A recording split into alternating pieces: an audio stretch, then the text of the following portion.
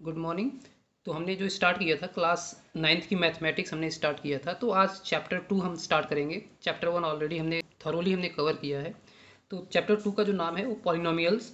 But polynomials समझने से पहले हम ये देखेंगे कि अलजेब्रिक एक्सप्रेशन क्या है। आप जब चैप्टर 2 स्टार्ट करेंगे ना, तो उसमें एक टर्म है दैट इज़ अलजेब्रिक। मैं यहाँ पे लिख देता हूँ आपको, अलजेब्रिक एक्सप्रेशन। तो सबसे पहले हम इस टर्म के बारे में समझेंगे कि व्हाट इज़ अलजेब्रिक एक्सप्रेशन। उसके बाद हम देखेंगे कि पॉलिनोमियल्स क्या होता है। ठीक है, तो हम इसको स्टार्ट करते हैं। आपने इसके पहले ये पढ़ा होगा, कुछ आइडेंटिटीज़ पढ़ी होंगी, कुछ फार्मूलाज आपने पढ़ा होगा क्लास 6 या 7th में, जैसे एक्स प्लस वाई का whole square.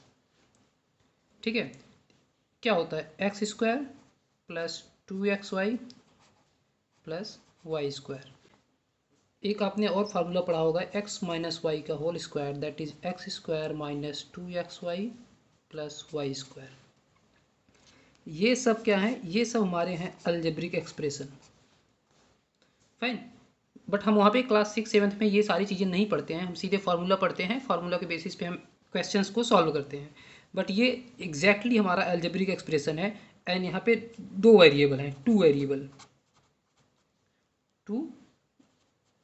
Two variable. Variable क्या है, एक्स एंड वाई। मैं ये सब आपको एक्सप्लेन करूँगा। तो इस तरह से आपने बहुत सारी चीज़ें पढ़ी होंगी, जैसे आप कहीं कहीं पढ़े होंगे f x equal to m x plus C.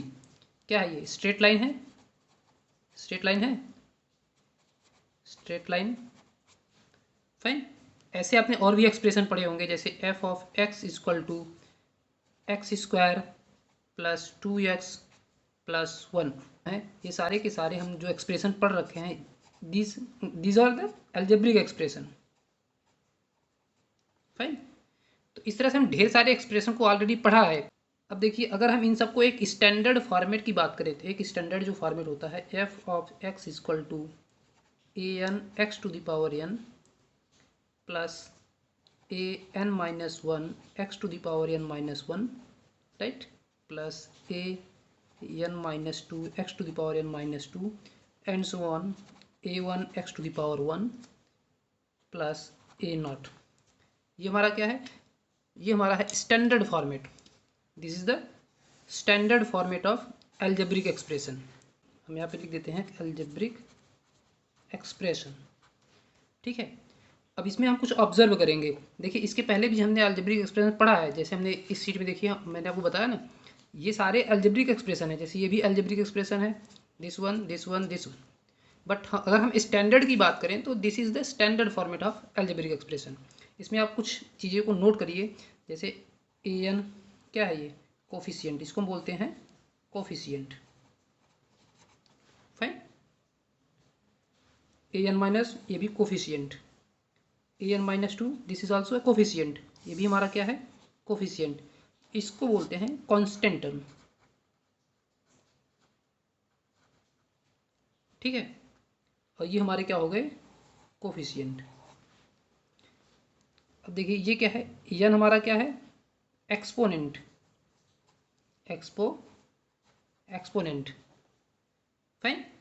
N minus one भी हमारा क्या है, एक्सपोनेंट। एन माइनस ट्वेल्व भी हमारा क्या है, एक्सपोनेंट। वन यहाँ पे क्या है, exponent. Fine.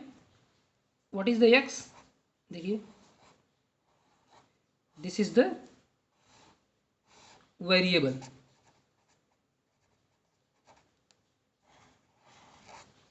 Fine, this is the variable and this is the exponent. तो आपके पास कई चीज़ें, कई टर्म आ गए, तो अगर हम उनको एक साथ लिख ले, ठीक है, अगर कोई एक्सप्रेशन जिसमें ये सारे इंक्लूड हैं उसको बोलते हैं अलजेब्रिक एक्सप्रेशन। फाइन। ठीक है, देखिए f x equal to this one, ये हमारा स्टैंडर्ड फॉर्मेट हो गया। तो ऐसा कोई एक्सप्रेशन जिसमें कोफिशियंट हो, एक्सपोनेंट हो, वेरिएबल हो एंड कांस्टेंट टर्म हो, ठीक है, ऐसे एक्सप्रेशन को हम क्या बोलते हैं, अलजेब्रिक एक्सप्रेशन, जिसमें वेरिएबल होना तो बहुत ज़रूरी है, वेरिएबल होना ही चाहिए। फाइन। अब हम इस पर एक दो एग्जाम्पल देख लेते हैं जिससे आपको क्लियर समझ में आ जाएगा। एक सिंपल एग्जाम्पल लेते हैं, जैसे कि आपको दिया है f of x is equal to, ठीक है, अब देखिए आप इसमें इसमें आप चेक करिए, ये क्या हो गया, कोफिशियंट हो गया, ठीक है, ये हमारे क्या हो गए, एक्सपोनेंट हो गया, क्या हो गया, एक्सपोनेंट हो गया, राइट। ये देखिए हमारा हो गया कांस्टेंट, फाइन। और ये हमारा यक्स क्या है, यक्स क्या है इसमें, वेरिएबल हो गया। तो ये हमारा क्या हो गया, एफ एक्स हमारा एक एक्सप्रेशन है, इसको हम बोल सकते हैं अलजेब्रिक एक्सप्रेशन।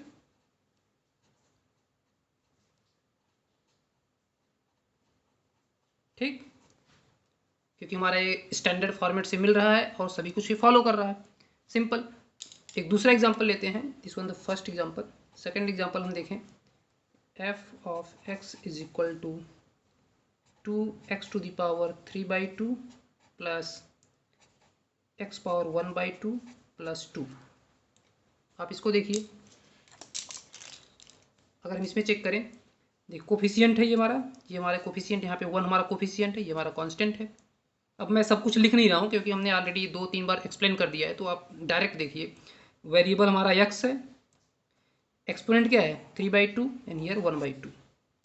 तो ये भी हमारा क्या हो गया, अलजेब्रिक एक्सप्रेशन, अलजेब्रिक एक्सप्रेशन। अब हम देखते हैं पॉलिनोमियल्स।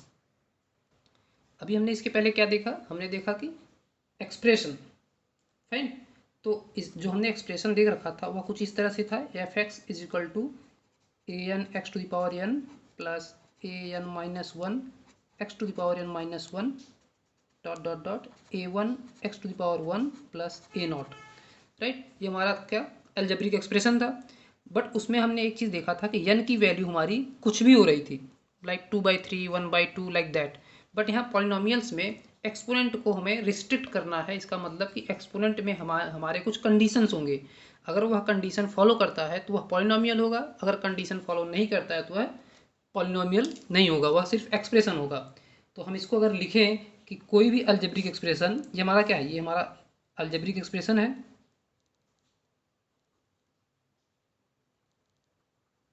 ठीक है। तो हम क्या लिख सकते हैं, हम अगर वर्ड में लिख दें एनी, अब कंडीशन क्या है, कंडीशन पहला ये है कि जो कोफिशिएंट वैल्यू है इनकी, जो इसकी कोफिशिएंट की वैल्यू है, कोफिशिएंट जो है वो हमारे रियल नंबर होने चाहिए। अब रियल नंबर क्या होता है, वो हमने आपको पहले समझाया है कि अगर कोई नंबर है जिसमें आई का टर्म ना हो, ठीक है, उसको हम रियल बोलते हैं। ये हमारे टर्म नहीं आने चाहिए, ऐसे नंबर्स को हम रियल नंबर बोलेंगे, जैसे 1 2 पाई √2, ये सारे के सारे हमारे क्या हैं, रियल हैं। अगर आई का टर्म नहीं आ रहा है तो उसको हम रियल बोलेंगे, अगर आई का टर्म आ रहा है तो उसको हम नॉन रियल बोलते हैं। तो हमें यहाँ पे क्या देखा कि कोफिशिएंट की वैल्यू रियल नंबर होनी चाहिए, फाइन। सेकंड कंडीशन क्या है, सेकंड कंडीशन ये है कि जो एक्सपोनेंट है, ध्यान से देखिए, एक्सपोनेंट हमारा क्या होना चाहिए, होल नंबर होना चाहिए। अब होल नंबर क्या होता है, 0 से लेकर 1 2 3 4 लाइक दैट। ये दो कंडीशन हमें ध्यान से देखना है। एक बार मैं रिवाइज कर देता हूँ कि अगर अपने पास कोई एक अलजेब्रिक एक्सप्रेशन है तो अलजेब्रिक एक्सप्रेशन में हम दो कंडीशन चेक करेंगे, सिंपल। ये दोनों कंडीशन चेक करेंगे, कोफिशिएंट की वैल्यू चेक करेंगे एंड एक्सपोनेंट की वैल्यू चेक करेंगे। अगर कोफिशिएंट की वैल्यू हमारे पास रियल नंबर है और एक्सपोनेंट की वैल्यू होल नंबर है तो उस एक्सप्रेशन को हम पॉलिनोमियल बोलेंगे, सिंपल, फाइन। एग्जाम्पल देखते हैं, एग्जाम्पल से आपको क्लियर होगा। जैसे एक हम पहला एग्जाम्पल ले लेते हैं, f of x is equal to -3x to the power -4 plus 2x plus 4। अब इसको आप चेक करिए, इसको अब जब हम चेक करेंगे तो क्या देखते हैं, देखिए हमने क्या बोला था, पॉलिनोमियल होने के लिए हमने क्या कंडीशन बताया था, पॉलिनोमियल के लिए हमारे पास जो कोफिशिएंट है वो रियल होना चाहिए, फाइन। एक्सपोनेंट क्या होना चाहिए, एक्सपोनेंट हमारा होल नंबर होना चाहिए। अब ये दो कंडीशन याद रखिए, अगर दोनों कंडीशन फॉलो होगा तो हमारा पॉलिनोमियल होगा, अगर दोनों कंडीशन फॉलो नहीं होगा तो पॉलिनोमियल नहीं होगा। इसमें देखिए कोफिशिएंट हमारा क्या है, -3 है, -3 हमारा रियल नंबर है, बिल्कुल रियल नंबर है। 2 हमारा रियल नंबर है, कांस्टेंट भी हमारा रियल नंबर है, ठीक है। एक्सपोनेंट देखिए, एक्सपोनेंट हमारा -4 हमारा होल नंबर है, होल नंबर नहीं है, ठीक है। तो ये हमारा क्या हो गया, ये हमारा पॉलिनोमियल होगा, non polynomial, non polynomial, fine. तो इस तरह से आप चेक करते हैं। दूसरा एग्जांपल आप देख लीजिए, सेकंड एग्जांपल हम ले लेते हैं। √3 x⁵ plus 3 x⁻⁻4 plus 2x plus 1।